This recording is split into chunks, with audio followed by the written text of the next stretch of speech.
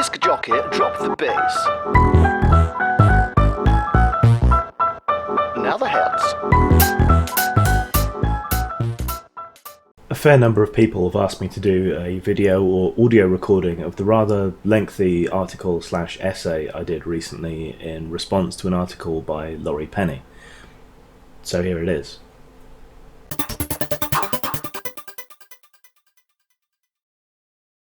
I am an angry, disaffected far leftist. I find constantly that my ire is not directed where it should be, to the Trumps and Brexiters of this world, but towards my own side. You expect the right wing to be sociopathic, hypocritical cunts. That is, after all, their modus operandi. You do not, however, expect it of the left, with its professed values of reason, tolerance, and fairness. And that's why I end up railing against my own side so much. They have betrayed these values, and continue to betray these values. They have developed an arrogance, an orthodoxy, a set of commandments and taboos. They have forsaken equality for a spectrum of special interest groups. They've forsaken fairness for special pleading. Principle is gone. Science is gone. Reason is gone. They won't even bother to make their case anymore. It's almost religious. When they attack people like Trump, I often find myself compelled, through my own principles of fairness, to defend him. Principles that I considered to be left-wing.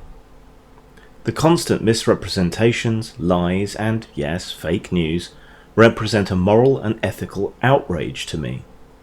They're especially baffling when there's so many good, legitimate reasons to be horrified by the international swing to the right. There are so many good arguments to be made with factual bases to them, and they're not being made. Why lie instead? There's one manifestation of this collapse and betrayal of principle that I take pretty personally, though. Laurie Penny. It's awkward and dispiriting every time I run into something that Laurie Penny has written. If we weren't ever friends, we were once acquaintances. I discovered her via the writer Warren Ellis. It was possible in the past to have a discussion with her about one topic or another, and while it was clear we came from different traditions and perceptions of what the left is, we could talk. It's also awkward because we're now friend of a friend to each other in meat space. From Laurie's perspective, it seemed to her that I slowly drifted to the right, by becoming interested in free expression issues, my engagement with men's issues, my growing involvement in the skeptic community, appeared, to her, to be someone becoming more reactionary and conservative. But in the immortal words of Hans Zarkov, I haven't changed. I'm the same libertine, skeptical, rationalist, far-left optimist, but primary pragmatist, that I ever was. Rather, the left, which I feel compelled to place within scare quotes these days, changed. It went from being the principled, funny, consistent, even-handed, and rational voice to the mirror universe version of everything it had once opposed.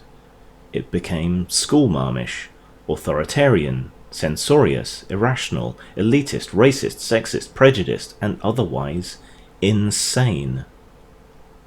My criticisms and issues with my own side, my attempts, however feeble and unsuccessful, to keep the left on track, and my warnings about what was going to happen, were ignored. They made me a Cassandra, and Laurie, ultimately fed up with being argued with and contradicted, especially after my critique of one of her books, and my dismantling of a book by one of her feminist icons, cut me off.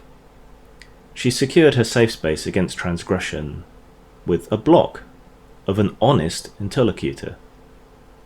She also participated in the disgraceful failure of reporting on the mass assaults in Cologne. For a while, fairly recently, Laurie was doing her bargain basement Hunter S. Thompson bit, and trailing around after the ill-fated Milo Yiannopoulos, embedded in his entourage. After the Berkeley riots over his college tour, she ended up being accused of being a Nazi sympathizer for her writing and work around him. I had hoped, against hope, that this would lead to a moment of awakening for her, similar to the various ones that I'd had. That these people have good intentions, but by Clono's iron hooves they're divorced from reality moment. When I saw a new article on the Milo bus with the Lost Boys of America's New Right, I was hopeful that we might see something of a revelatory article of realization and self-reflection, especially in the wake of the traditional conservative coup that sparked Milo's downfall. Alas, it was not to be. While there are some insightful moments in the article, there are also some breathtaking absences of self-awareness and missed opportunities. Another lapse in the integrity and fairness which I, perhaps unfairly, have high expectations of in others, as in myself. This is a story about truth and consequences. It's a story about who gets to be young and dumb and who gets held accountable. It's also a story about how the new right exploits young men, how it preys not on their bodies, but on their emotions, on their hurts and hopes and anger and anxiety, their desperate need to be part of a big, ugly, boy's own adventure. Almost right from the get-go, Laurie demonstrates that she doesn't understand what has happened, or who Milo's audience is. That a lot of them are of the libertarian end of the new authoritarian/libertarian divide, and that a lot of them are more properly on the liberal left end of the spectrum. They're just alienated by a left that has abandoned every principle for some reason. It's not so much that the right has preyed upon these people or their emotions, but that the left has abandoned a huge swathe of people, has become too insane to support in its current incarnation, and that people like Milo, sincere or not, are at least saying some of the things that people want to hear, traditionally left-wing things about freedom, about equality, about fairness, about reason, or at least the appearance thereof. As I write, Yiannopoulos, the fame-hungry, right-wing provocateur and self-styled most dangerous supervillain on the internet, is fighting off accusations of having once endorsed paedophilia.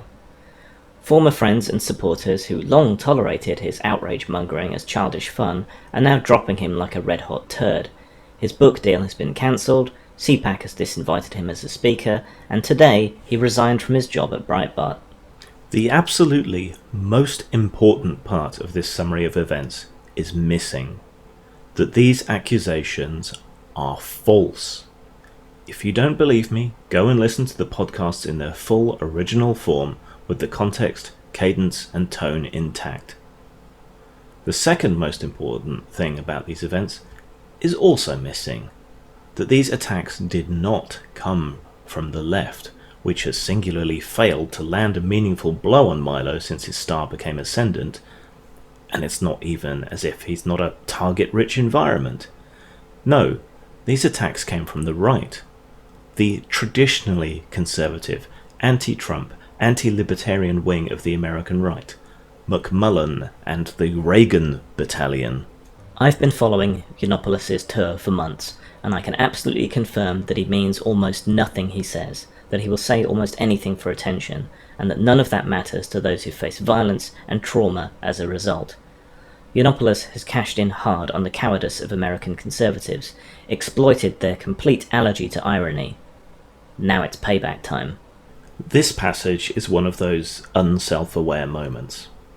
While I agree with the assessment of Milo's character, I don't like the guy, and the difficulty of spelling or pronouncing his surname lends a false intimacy of most people using his first name. Anyway, while I agree with the assessment of his character, this is absolutely not the story of Milo. The cowardice that Milo has cashed in on is that of the left, the unwillingness of the left to debate, to argue, to make a case. The way the left has come to treat its viewpoints as holy writ, and any skepticism or dissent as blasphemy. The way the left has tried to silence and crush opposition and expression. That cowardice is what has allowed Milo to bloom. Not only has the left's cowardice and authoritarianism caused it to quit the field of debate and leave it open to the right, it has made Milo's meta-message, that of freedom, scrutiny, and debate, appealing to people on the liberal left, like myself. We Voltairean cultural libertarians may despise much of what he has to say, but we support his right to say it, and that puts us at odds with the authoritarian wing of the left. That divide and fracture only increases when they start calling culturally libertarian leftists Nazis. They did that to you, Laurie, but you didn't tackle it. You displayed that same cowardice and failing. Nobody has faced any violence because of Milo. Plenty of people have faced violence because of the failings of the left. I don't think Laurie or people like her are responsible for that any more than I agree with them that Milo's mere words place anyone in danger, but there has been an abject failing to oppose that violence when it occurs. Yiannopoulos should know full well the American tendency to take sick jokes seriously, and the reason that he should know it full well is that it's the entire reason his shtick works in America when it didn't work in Britain. It's the entire reason hordes of teenage fans follow him from speaking event to speaking event, hanging with desperate loyalty off every word that comes out of his face. I criticised Laurie's book, Cybersexism, because she didn't seem to understand the internet at all, despite claiming to have essentially grown up on it. All her conclusions seemed 180 degrees from reality to me, coloured by the dogmas she has bought into since. And this is no different. Gamergate gave Milo a big rise in his profile. It's also the reason that I don't like him. It was clear to me from the start that he was both using Gamergate for personal gain and trying to sell right-wing viewpoints to a younger, tech-savvy, more libertarian demographic. He was, however, at least at the time, the only person willing to report fairly and accurately on the movement, and beggars can't be choosers.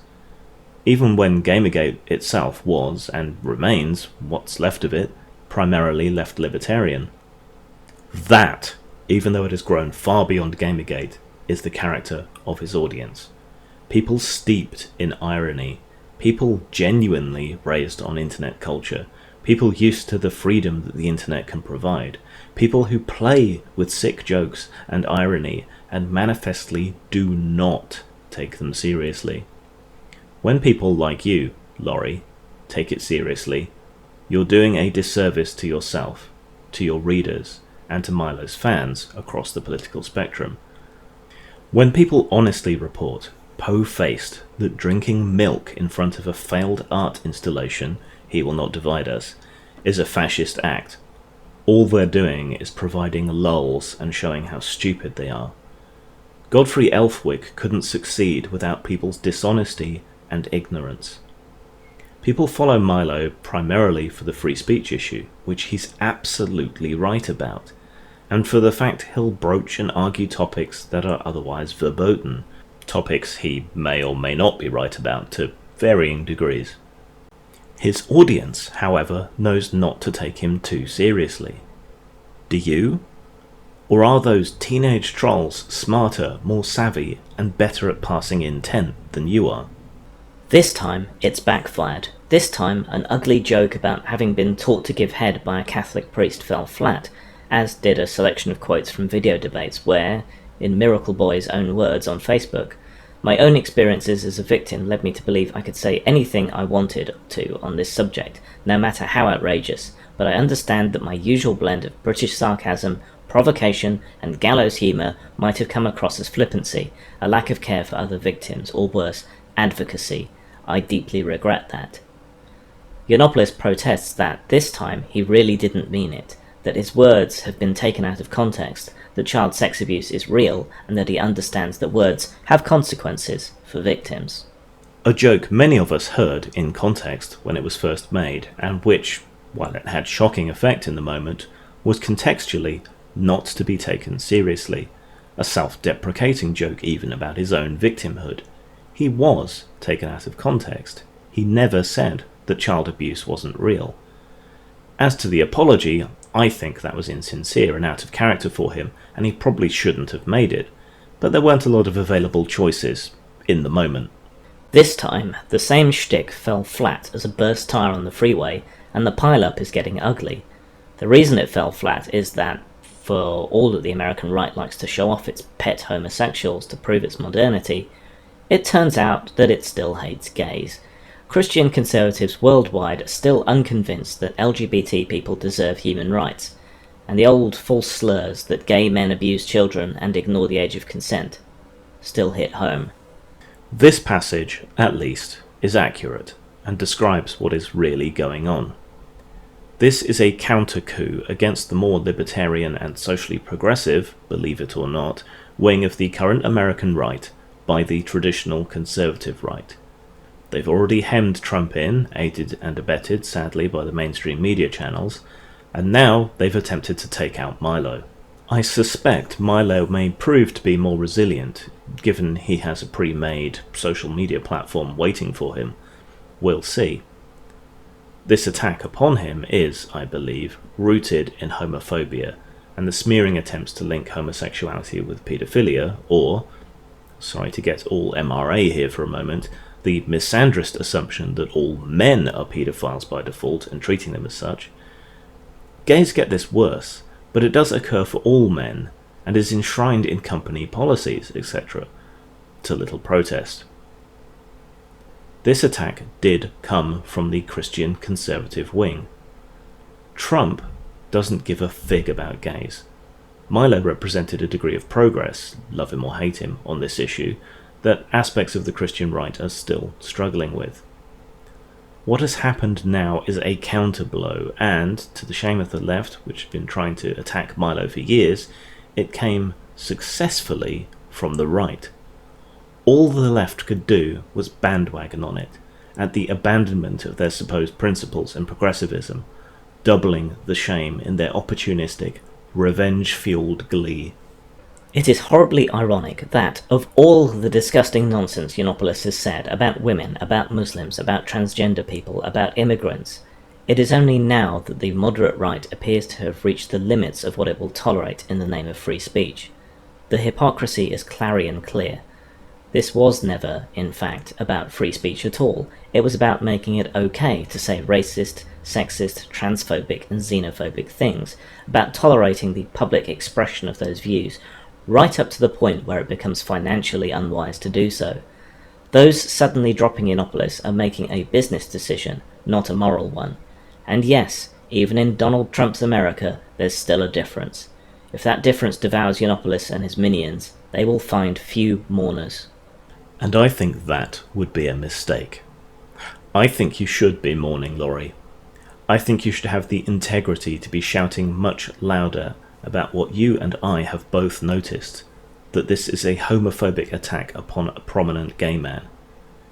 You may hate Milo for a lot of things, but he does represent part of a step forward for the right, a more progressive right. The right may be morally and ethically bankrupt for only caring about the bottom line, but you, and the scare quotes left as a whole, are morally bankrupt for not applying their professed principles to an enemy. That is the test of a principle, how you apply it to people you don't like. Milo's ability to talk about issues with feminism, not women, about Islamism, about the transgender issue, about the immigration issue, is about free speech. Free expression absolutely includes being able to say racist, sexist, transphobic and xenophobic things. Not that I would agree this is necessarily what he does, nor agree with a lot of what he does say. These are just things that you don't agree with, or won't countenance discussion on. That you're happy to silence someone like him for secular blasphemy, while the right is happy to silence someone like him for religious and financial blasphemy, makes you as bad as each other. An illustration, again, of the new political divide between authoritarianism and libertarianism. Yiannopoulos followed the path of least resistance until, suddenly, it resisted. Now he knows just what it is to have the internet turn on you and take away your control of the narrative. Now the entire alt-right is realising, in full view of a few million popcorn-munching online leftists, that they were never the new punk. They were never the suave and seductive black shirts of the new American authoritarianism. They are, at best, the brown shirts, and they are becoming less useful to their benefactors by the day. Except, of course, that Milo isn't alt-right. At least not as the definition has settled. The fascists have successfully, largely as a result of left-wing media hysteria, wrested absolute control of the term. For a while, though, it was closer to representing something more like what Milo, Lauren Southern, and perhaps Paul Joseph Watson were selling, a more libertarian right, the Ron Paul legacy, if you will, a more progressive, in many ways, culturally libertarian, and, dare I say it, intellectual, or at least pseudo-intellectual, points for effort, right. Certainly one that I would rather have as the opposition, since we can agree on a few points, rather than the authoritarian, Christian, corporatist, dominionist right. Tactically alone, we should have been shoring up Milo and those like him for the sake of long-term progress. As things stand now, maybe the alt-light will end up becoming a part of the new radical centre that's emerging, as the authoritarian left and right both get increasingly bucked against by the small L libertarians across the political spectrum. Rewind 2 weeks. It's a wet night in Berkeley, California, and Yiannopoulos is running away from the left. He was scheduled to speak at the University of California, Berkeley, but the event has been shut down. It was shut down because thousands of anti-racist and anti-fascist protesters decided there should be no platform for what they called white supremacy. They are marching to say that free speech does not extend to hate speech, that the First Amendment should not oblige institutions to invite professional trolls to spout an auto-generated word salad of internet bigotry just for fun, and that, if the institutions disagree, students and allies are entitled to throw fireworks and smash things until the trolls run away. Which is exactly what has happened. Well, this is sort of promising. The passage seems to betray a kind of confusion. You don't want to defend Milo and his fans, but at the same time you don't appear to really want to condone the violence that occurred over mere speech. I think you understand that he's not racist. I think you understand that he's not fascist. And I think you feel just a touch of inward cringe at the Antifa and other idiots whose actions so spectacularly backfired. Perhaps because it was in the aftermath of this event that you were personally attacked and felt the absurdity of their sting yourself. 5 minutes after I arrive on campus, klaxons are blaring in the event space, and the entire team on his dangerous faggot tour has been obliged to make what might generously be termed a tactical retreat. Police in full riot gear are everywhere, and the whole place is evacuated because of the real possibility of everyone inside getting a serious, and arguably deserved, kicking. Whatever the rights and wrongs of punching fascists, if people of good faith and conscience are publicly debating whether or not you deserve a smack in the mouth, it's probably time to have a think about your life. And then you let me down again, Laurie. If people are trying to shut you up in such manifestly illiberal ways, maybe you're onto something. Maybe people who are willing to toss aside their own principles so easily shouldn't be listened to. And maybe when someone is trying to shut you up, you have something worth listening to. That's why these actions aided Milo so much, and, while he's not a fascist, why historically and currently violence and hysteria has aided fascists. Nobody who isn't engaged in actual violence deserves a kicking. This is a case where there isn't an argument. There is no right or wrong about punching fascists for thought or speech crime, or indeed anybody else. It's just wrong. The team is mostly composed of young men, extremely young men. The sort of young men who are very brave behind a computer screen and like to think of themselves as stalwart fighters for the all-American right to say whatever disgusting thing they please, but who are absolutely unequipped to deal with any suggestion of real-world consequences. I end up spending most of my time stuck in a hotel lobby interviewing the people who follow Yiannopoulos around, doing his grunt work, and getting into scrapes as if the whole thing were a holiday lark rather than a serious political project with real repercussions for real human beings. There shouldn't be consequences for free speech. That's what makes it free. There shouldn't be real-world consequences for mere speech, online or otherwise. Again, that's what makes it free. This is why the internet is so liberating and so important.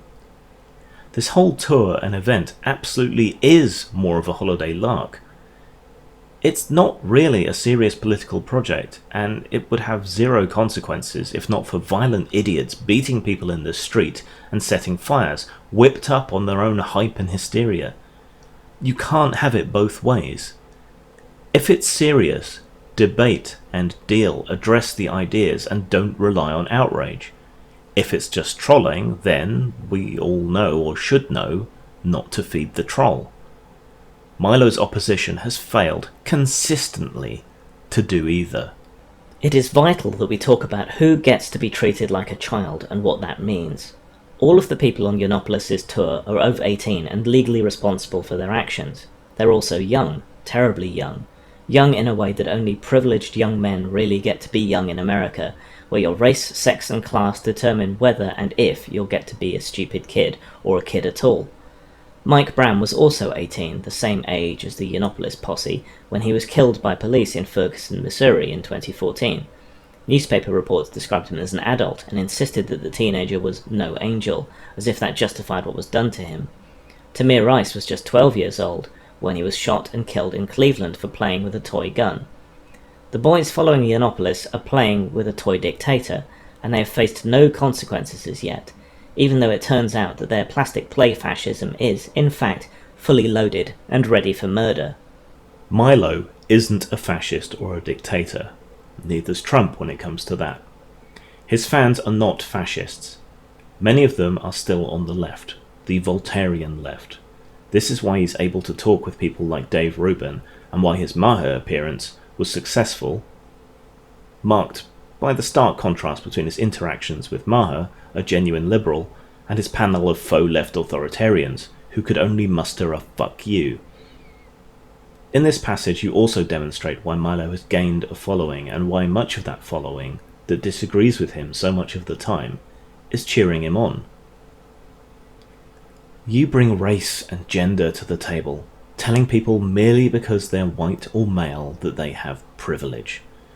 Not only is this a semantic atrocity and deeply racist and sexist in itself, but it's untrue. This is also unrelated to the point here, save that it's you demonstrating why so many young people, not just whites, not just men, are so disaffected and pissed off with the snake oil that you're selling. Why there has been a reaction of white and male identity politics. A reaction against the racist, sexist identity politics of the pseudo-left. There is no fascism here, no threat from Milo or his fans. They're just enthusiastically pointing out that the ID politics emperor has no clothes. That's a preferable reaction to the other potential one, a rise in genuine, actual white supremacism. A tulpa conjured into being where it barely existed by the paranoia and hyperbole of the left. If the left would debate, fight, argue and reform, there would be no space for the right to move in their wake. It's your own absurdity and bigotry that creates the crisis. As the evacuation gets going, the young men in Yiannopoulos' gang seem scared. They're right to be. These protesters aren't playing, and there has already been real violence at these events. 1 week earlier in Seattle, a Yiannopoulos fan shot an anti-fascist protester in the stomach. The victim is expected to survive. The impression that this is all an exciting adventure in pranking the left, a giddy game of harmless offence where nobody actually gets hurt, is not holding up so well. You fail to note, Laurie, that the shooting was in self-defence. At least that appears to be the case from witnesses and the reaction of the police. The violence is not coming from Milo fans. To my shame, and what should be yours, it is coming from people who supposedly share our political stance and philosophy. It's our side that's the thugs, the brown shirts. By resorting to violence, our side is aiding those they claim to oppose. Without their violence, that's exactly what this would be. Harmless offence where nobody gets hurt. For all the attempts the pseudo-left makes to equate words with violence, they're simply not. Violence is violence, words are mere words, and it's not Milo, or those like him, causing any actual violence. The vehemence of the protests, and the headline-baiting images of masked men setting fires and breaking glass, represent a small win for Yiannopoulos. He gets to go on Fox News and play the victim. The rest of the crew are purely freaked out. One of the younger hangers-on has an anxiety disorder and had to fight down a panic attack that could have held up the swift retreat.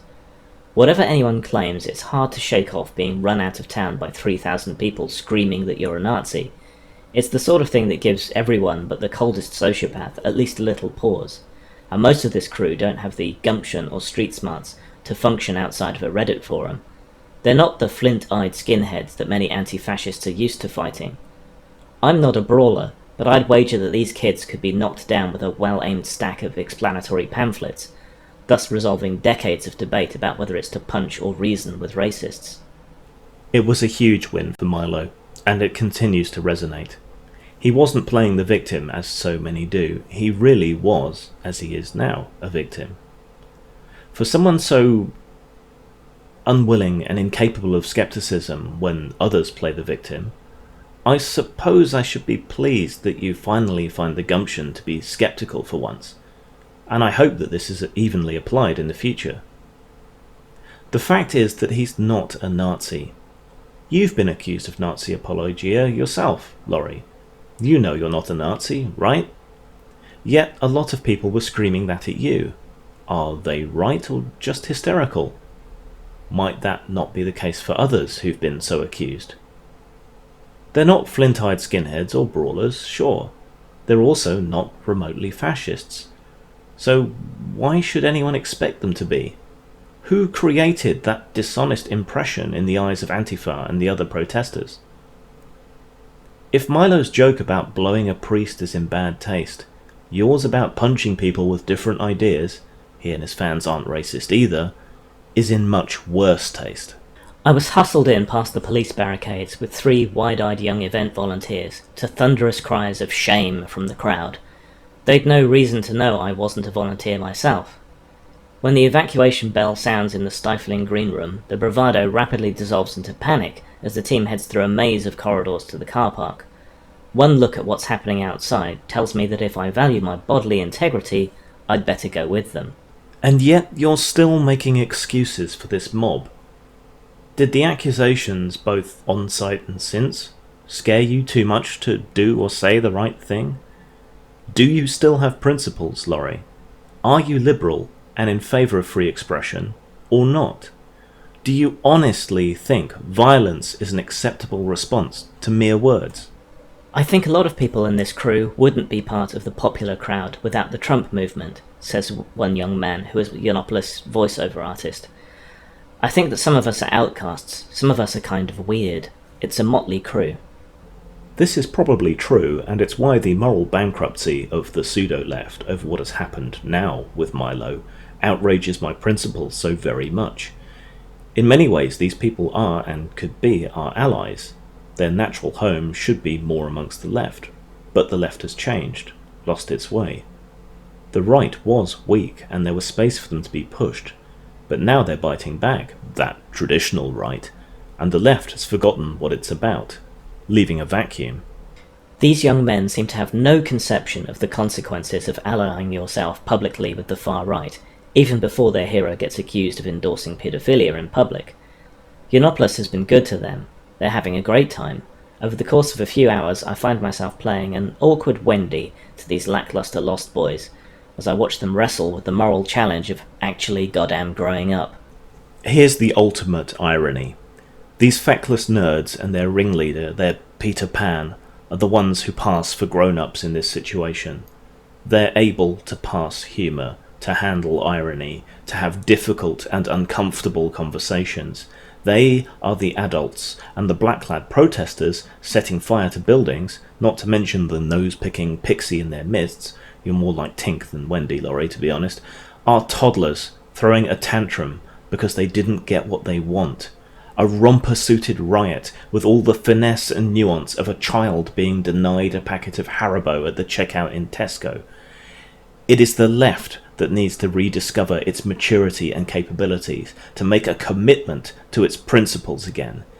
If these people are children, the Berkeley rioters are infants, but then so is most of the left now. I enjoy most respectful conversation, and these boys are scrupulously polite to me. They were polite to me a month earlier when I slept on their tour bus, right until a door closed between me and them, and they immediately started talking loudly to each other about the crass and anatomically implausible things they wanted to do to me. Intellectually they must have known that I could hear them, but these kids grew up on the internet, the world's locker room, where if you can't see a woman, she doesn't really exist. The one grown man on the bus started yelling at them to go the hell to sleep. There's a girl back there, and they yelled back that they'd let me sleep if I let them suck on my titties. It's no surprise to hear they're still yearning for the teat, but these babies had best be careful where they go slobbering for the milk of human kindness. I'm just about dried up.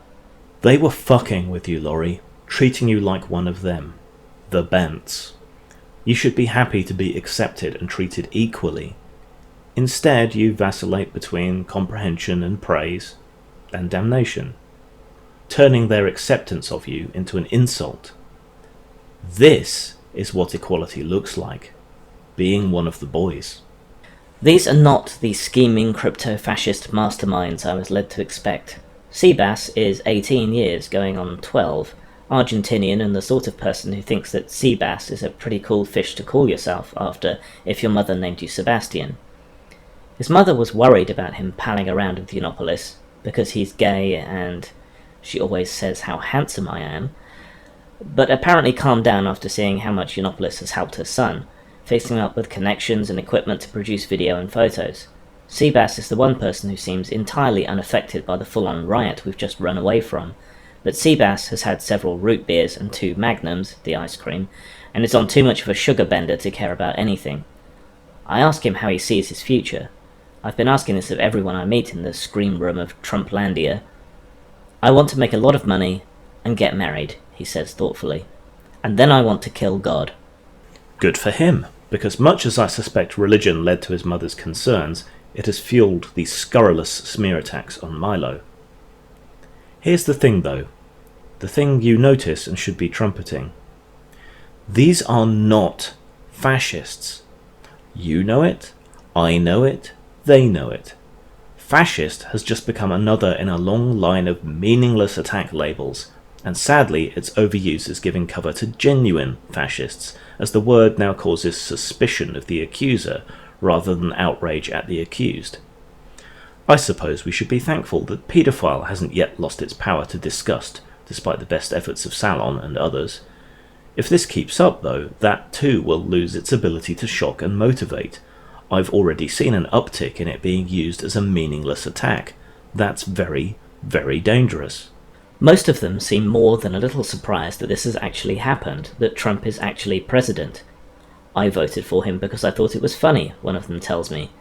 I don't think that he can become a dictator like people say he can.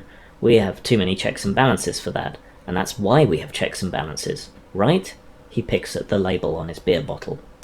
This is likely true for a lot of people, but looking forward into the future, Trump may well be, painful as it is to admit, the better of the 2 prospects that were offered.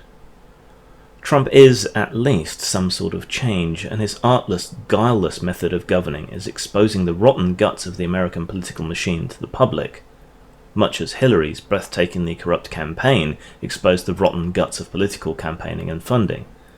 Both could provide an opportunity for reform. Many people will be disgusted by seeing how the sausage is made.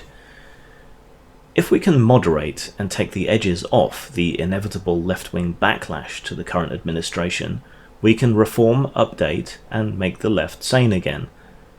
This is a massive opportunity for both the USA and the world to make some genuine progress in the not-too-distant future.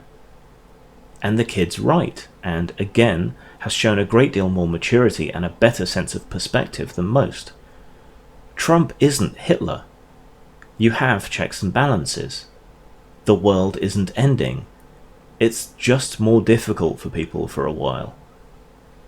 It could be easier if his more libertarian advisors and politicos got more support, rather than being damned along with him.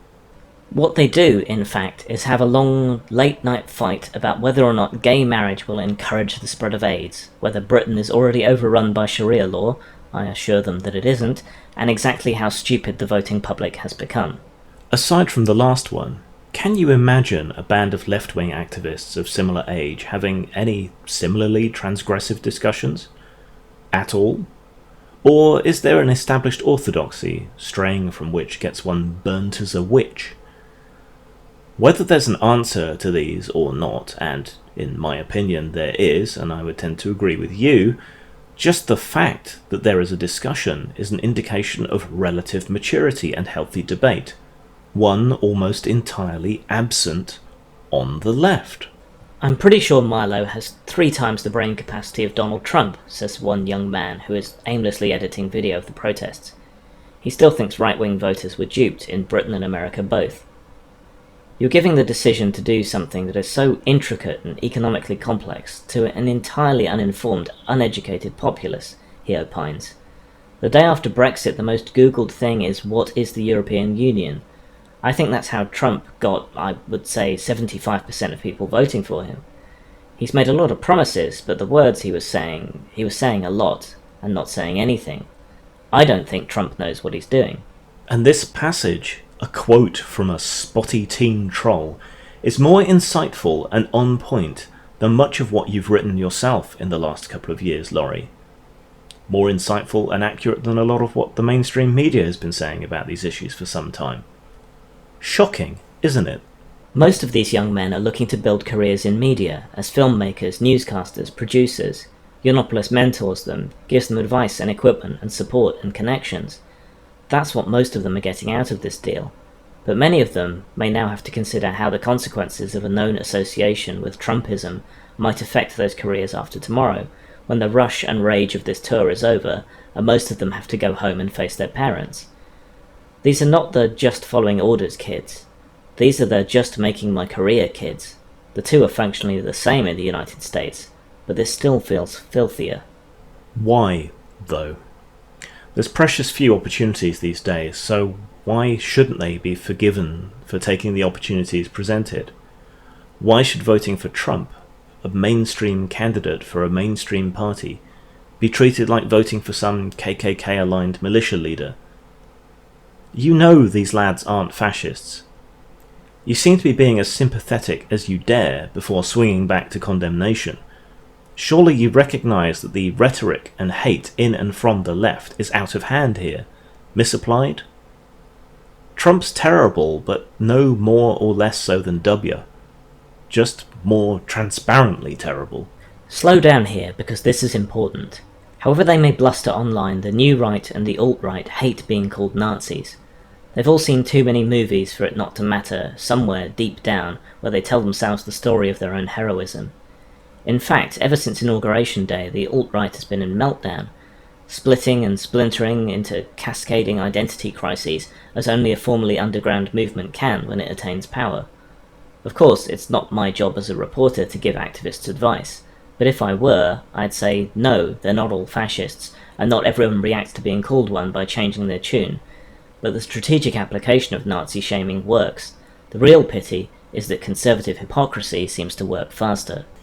It doesn't work outside of this pseudo-left echo chamber, where it whips up Black Bloc to the point where they'll attack people for semi-comedic college tours. Elsewhere, it has indeed lost its power. Nobody, however, likes to be called something that they're not. To my shame, again, it's the left that more closely resembles the Nazis these days. Deeply racist, deeply sexist, deeply elitist, almost occult in the religious way they treat symbolism and ideological orthodoxy, and the first to reach for violence as a tool for political gain. Authoritarian, censorious, irrational. The alt-right has been shaking down its meaning, but that's not really the same thing as an identity crisis. Nazi shaming has been a tactical disaster, Nazi punching even more so. The sad fact of the matter is that conservative hypocrisy works faster. But that's because it's the only thing that has worked, much to the left's quiet chagrin, I think.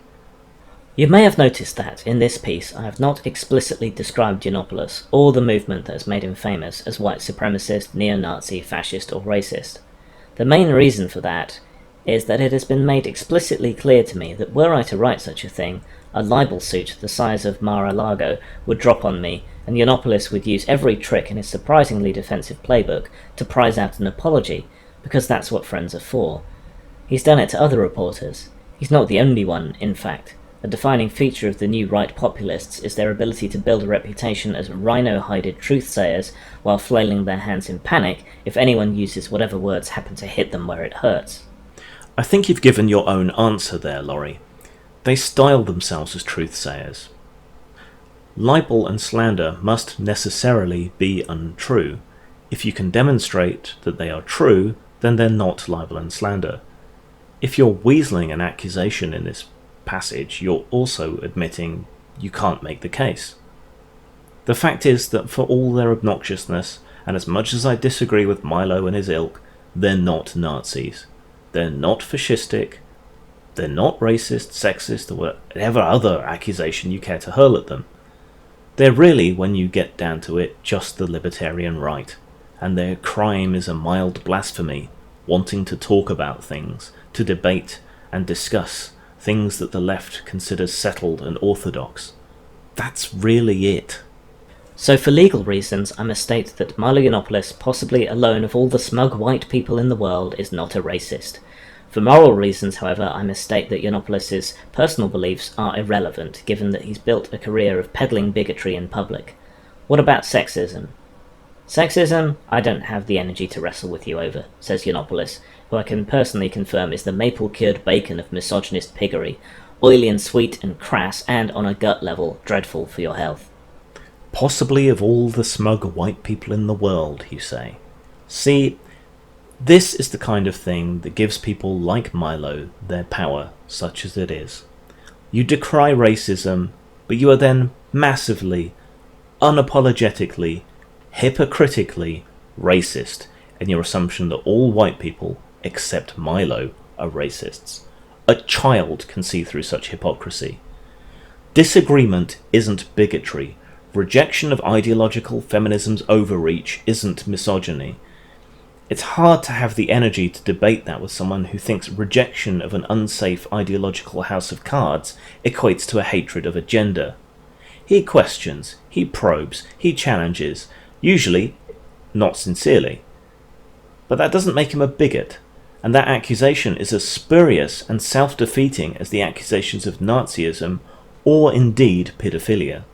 It seems perfunctory to point out the hypocrisy of building a movement and career on the back of insulting people, Muslims, migrants, women, people of colour, while nursing a hair-trigger sensitivity to any personal attack you haven't pre-approved. That hypocrisy, though, does not appear self-evident to anyone within this movement, because a fundamental tenet of far-right pro-trolling is that it's only other people's feelings that are frivolous. Their own feelings, by contrast, including the capacity to feel shame when they're held accountable for their actions, are so momentous that infringing on them is tantamount to censure, practically fascism in and of itself. These are men, in short, who have founded an entire movement on the basis of refusing to handle their emotions like adults. This is the part that prompted me to this lengthy reply, because the desperate lack of self-awareness in the last sentence is almost physically shocking. I was triggered, if you will. Laurie, you are on the side of people who want to turn entire campuses into safe spaces, who retreat to a childhood of Play-Doh and colouring books at the slightest hint of a different point of view, who throw destructive public tantrums because someone else gets to have a sweetie in the form of a speech.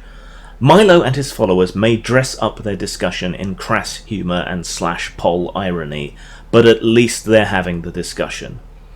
Are they insulting Muslims or discussing Islam? If people as calm, measured and intelligent as Sam Harris, Ayaan Hirsi Ali and Majid Nawaz will get called racists and hate-mongers and Nazis for having far more careful and nuanced discussions about the topic, why not just have the discussion without regard for that hypersensitivity? Are they insulting migrants, or are they discussing the problems around immigration? There are problems. There are discussions to be had, are there not? Are they insulting women, or are they discussing the overreach and dangers of the worst end of ideological feminism? Again, we have more scholarly people addressing these issues in a more moderate way, but they get treated just as badly. So why even try to be politic? Are they insulting people of colour, or underlining issues that both political wings know exist but posit different solutions for? Are they looking at statistics and trying to glean the truth, or propagandizing? What about their opponents? Should we not be concerned about the black supremacy in BLM, or the craziness of their demands? If they're truth warriors and speaking a truth that they feel they can back up, that's very different to the accusations tossed at them, which you seem, at times, to acknowledge aren't true. Has refusing to have these discussions and defend or modify our positions on the left done us any good?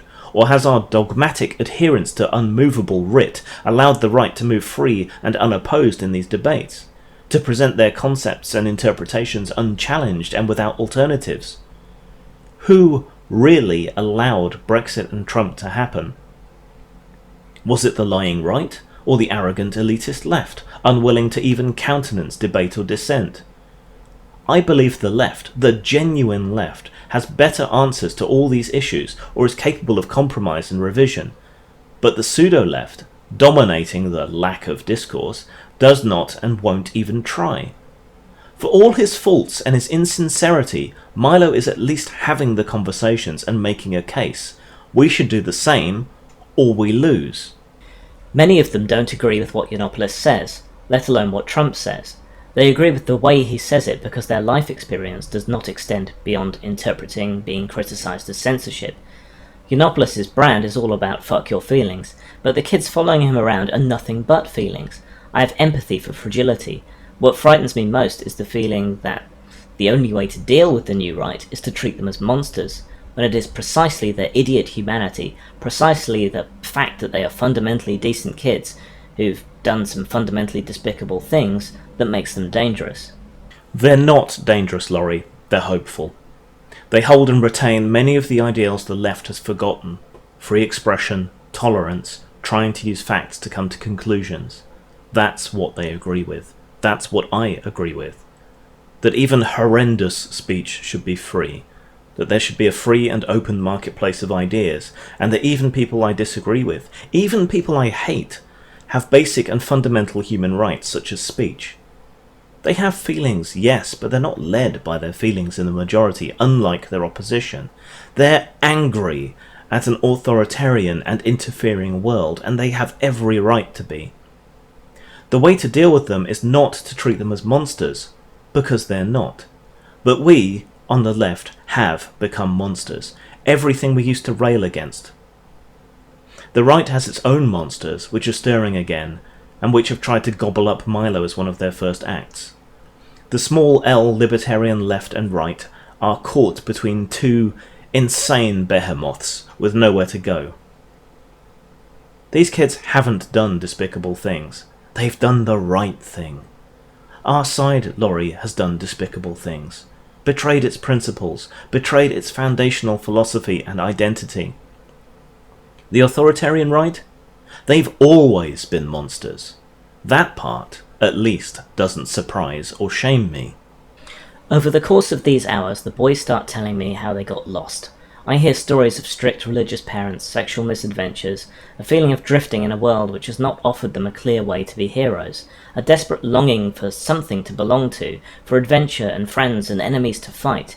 It would be adorable if it weren't fundamentally chilling. They are wedded to a political analysis that might as well be written in fuzzy felt. I'm not sure how you can be feminist and want more refugees, one of them tells me, because of the way they treat women. And you'll hear similar stories amongst the bald middle-class protesters larping at being Che Guevara before they crawl on home to have their mistress peg them with a black rubber cock. At least Milo's entourage aren't hurting anyone or breaking anything. At least their scope exists beyond a miseducated upper middle class of genuine privilege. At least they're real people. That analysis isn't fuzzy felt, it's cogent, and it's something we need an answer for. Or would if I considered myself feminist. If you're concerned for women's rights, how can you not experience a moment of pause about importing people from some of the most genuinely patriarchal and genuinely misogynistic cultures on Earth? The answer might be that they can live a more liberated life here, but you also have to account for incidents like Cologne, which you so famously dropped the ball on, Laurie. You offer no answer to his question. Do you have one? There are many uses for empathy to point out that the people who join this far-right movement are damaged and hurt is not to minimise the hurt and damage they themselves are doing. On the contrary, the pain is the point. Stripped down to its essentials, the new far-right is an ideological vacuum, calcified in a carapace of pain. Hurt people. That's nothing new. These hurt people are hurting other people deliberately, in order to upcycle their uncomfortable emotions, reselling the pain they can't bear to look at as a noble political crusade. They're not hurting anyone, though. All they're hurting is feelings, and fuck your feelings, or reals over feels, is a perfectly valid, indeed absolutely key principle. What matters is what's true, not what feels nice. They're not far right, but they are hurt and ignored, and as Trump's election has demonstrated, as Brexit has demonstrated, you have to address the concerns of these people in a democracy, or it comes back to bite you on the arse, and not in a good way. The left's racism and sexism, its retreat into orthodoxy, created new victims of genuine prejudice and hatred, left to rot for not having the right ID politics designation. We forget that class and wealth cut across all these meaningless identities, and we allowed ID politics to deepen divisions and leave many people deserving of help behind. Now we're experiencing a backlash of our own making. Yes, there's a vacuum. We left it for the right to fill. That's on us. You're perpetuating it. I don't believe that Yiannopoulos endorses paedophilia. I do believe that he exploits vulnerable young men. Not in a sexual way, not in an illegal way. Yiannopoulos exploits vulnerable young men in the same way that every right-wing nutjob, shock jock, from the president down has been exploiting them for years, by whipping up the fear and frustration of angry young men and boys who would rather burn down the world than learn to live in it like adults, by directing that affectless rage in service to their own fame and power. This is the sort of exploitation the entire conservative sphere is entirely comfortable with. What happens to these kids now that the game has changed? What happens is that they end up ripping apart the authoritarians on both sides of the aisle, unless one side or the other finally learns and absorbs the lessons around these seismic political shifts. Whether the old prejudices of the right wing or the new prejudices of the left wing are the first to crumble determines the future. At least you admit that Milo's not a paedophile or a paedophile apologist. Credit where it's due. Unlike that greasy little cervical smear Owen Jones, you didn't bandwagon. Maybe I still like you a little because of that. You still don't understand the people you're talking about, though. You're projecting from the left when you talk about children burning down the world. That's the protesters, not the people following Milo's career. They only look like it because they have a sense of humour. To me, however, that's a sign of relative maturity. Whether or not these kids deserve a second chance matters far less than whether the rest of us can afford not to give them one. There are millions of them after all, and not all of them have the strength of character to recognise their wrongdoing and make amends. They are, however, coming to see their mistake. Some part of them believed that this was a game that would end when Trump became president. That was the big boss, the ultimate defeat of liberal social justice snowflakery. But guess what? You don't get to check out at this level and quit the game and go back and cuddle with your cat. Politics is a whole different kind of game, and the stakes are real, and there are no non-player characters. It's not down to you to give them a second chance, Laurie. It's whether they give us, on the left, or pseudo-left, a second chance. This arrogance, this belief that it's down to our largesse, is what will scupper us, and another thing that has contributed to our losses. Until we deal with that and kill it, we'll continue to lose. They haven't done anything wrong. There's nothing for them to make amends for. We have, and we have to make amends.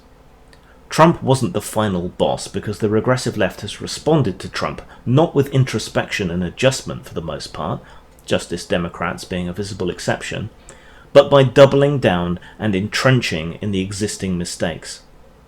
Politics is a different game, and we on the left are reaping what a fixation on morally, ethically and scientifically bankrupt ID politics has sown. It's not up to these kids to fix things. It's up to us to fix things, and to win them back. If Yiannopoulos is as screwed as he seems, the left has little to celebrate in the manner of the defeat.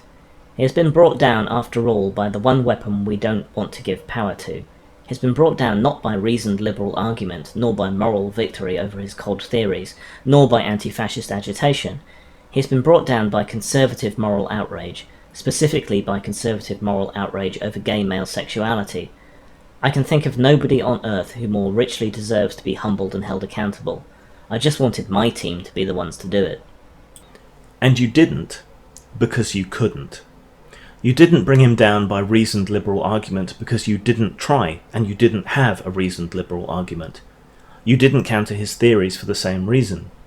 Anti-fascism was never going to work when the fascists only exist in your tortured imaginations and your childish desires to fight a moral battle as pertinent as World War II, when there isn't one like it left to fight.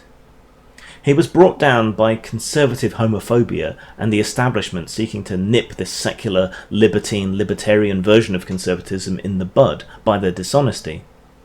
The right thing to do would have been to stick up for and support Milo, to have firmly established ourselves on the moral high ground, to show equanimity and equality. Yet the closest we seem to have come on, by any large scale, is your milquetoast equivocation on the matter. It seems demonising a homosexual man as a paedophile with no evidence is perfectly acceptable, so long as that gay man is conservative. Conservatism won't protect you from right-wing hypocrisy, and homosexuality won't protect you from left-wing hypocrisy. He deserved a comeuppance, sure, but for something meaningfully wrong that he actually did, like his failure to deliver on various projects, his dodgy business dealings, or the few times he's absolutely and confirmably been wrong in every regard, as with his supposed transgender statistics on Maher. The left couldn't make their untrue smears stick, the right did. That has to sting, but it's not right to lie about someone to bring them down, whatever political wing you're on. Today, absolutely nobody, from his publishers to his former tour promoter, is defending Yiannopoulos' right to consequence-free speech. This is not liberalism winning the day. This is the victorious far right purging the brown shirts. These aren't brown shirts, Laurie. This is a counter-revolution of the traditional conservative right. It traces back to a virtually admitted hit piece published by the Reagan Battalion with links to a fringe anti-Trump presidential candidate and Democratic anti-Trump groups. This isn't conspiracy theory like the right wing paid for the protests at Berkeley thing. It's out of their own mouths. I, however, at least do defend his rights. Me. Someone who doesn't like the guy in the least. I at least have the comfort of standing on unwavering universalist principle here. Professional trolling is a perilous profession in a country where people take your bullshit seriously. The best thing Yiannopoulos could possibly do now is go and live quietly, somewhere he can have a think about the damage he's done. And he'll be allowed to do that if he wants, because those are the sort of consequences personable white men face in America today, when and if they ever get over themselves. Laurie, when you are continually calling someone a racist, sexist bigot, you should probably stop being a shameless racist, sexist bigot yourself constantly. It really undermines your case. There's a big question here, though. You're not stupid. Most people, at least in editorial positions in media, aren't stupid. So tell me, why is anyone taking him seriously? Isn't that dishonest? Doesn't it make you look idiotic when the proverbial 14-year-old troll on the internet is better able to parse English in context than a supposed media professional? Is it about the clicks? Isn't that just as morally and ethically bankrupt as your earlier statement about the right being led by money? Where's the integrity? Where's the intelligence? Where, most importantly, is the honesty? Do you begin to see why people don't trust or like the media anymore? As of today, Milo Yiannopoulos no longer has the luxury of that choice. His fall from grace has collapsed not just the cult of personality he built around the emptiness inside himself, but also the entire edifice of conservative self-deception around free speech. They can take down Yiannopoulos, and they must, but they can't do it without proving to the entire world that this was never about the First Amendment. It was about plausible deniability for weaponized prejudice, and that alibi has just vanished. It hasn't collapsed his support, most of whom have seen straight through this. He could instantly have a very lucrative career on new media. Indeed, he seems to be about to launch his own efforts, and he'll probably be very successful in doing so. A hatchet job by the establishment and by old media will only cement him as a folk hero for the internet and for left and right libertarians everywhere. A status that he honestly does not deserve, but for all his faults and issues he does underline and expose fractures and problems in society and in the establishment, both sides of the aisle. The conservatives, the far-right conventional conservatives, the traditionalists, may well have been self-deceiving, but Milo's followership wasn't. They mean it, and that could save him. It wasn't about weaponized prejudice either. Again, regardless of Milo's intent or sincerity, it was always about reasserting and securing free expression, even for difficult and taboo topics. The lesson to be learned is that, at least in that aspect, they're entirely right. The truth is that the new right never had any interest in principles of freedom. The truth is that Yiannopoulos was always a weak joke under a bad bleach job. The truth is that Peter Pan was never a folk hero, but a malevolent man-child whose parable remains racist to the core. What will his Lost Boys do now that they've outlived their usefulness? Somebody might offer them a teat to run back to, but it won't be me. I'm done. That whining noise you can hear is a string symphony of the world's tiniest violins. I think they're playing Wagner. The new right did. The old right didn't. The new pseudo-left was so blinded by ideological hatred they couldn't see Milo et al.'s rise as a twisted kind of progress, just an enemy. Well, the old familiar enemy is back at the tiller now, and that's not an improvement. You won't offer them anything, Laurie, because you forgot how to be left-wing. You forgot how to be liberal. You couldn't see that, at least in part, these trolls are upholding the principles that we let slide on the left. We have to reach out. We have to reform. We have to get them on side if we want to win and to make progress. Ironically, for all that you rail against bigotry throughout your piece, it's your bigotry that won't allow you to do the right thing, even for tactical reasons. I do not like Milo. I think he's a shallow, narcissistic, terrible, exploitative person. He exploited Gamergate to his own ends. He has been terrible on things like the Privilege Scholarship, a bad joke that could make a genuinely positive change for some people that desperately need it. He has left a string of discarded and disgruntled volunteers and business partners behind him who are worth talking to about how he actually is or can be a bad person. This pedo thing, however, bullshit, as are the overwhelming majority of the unintentionally ironic accusations of bigotry that you and others have tossed at him. He's an arsehole, but he's a useful arsehole. The kids around him are not bad people, they're not Nazis, they're not fascists. These are people whose natural home should be on the liberal left. The left that I remember anyway. The left that cared about equality, not ID categories. The left that attacked social issues regardless of race, gender, sexuality or status. The left that was rooted in science, in logic, reason, evidence, debate, understanding. The left that was able to shift and moderate and adapt. The left that cared about and protected freedoms, even for people it disagreed with. If Milo is a monster, he is a monster of our creation, from our negligence, from our bigotry, from our ideological missteps, from leaving a vacuum for the right to fill. And he's right about free speech.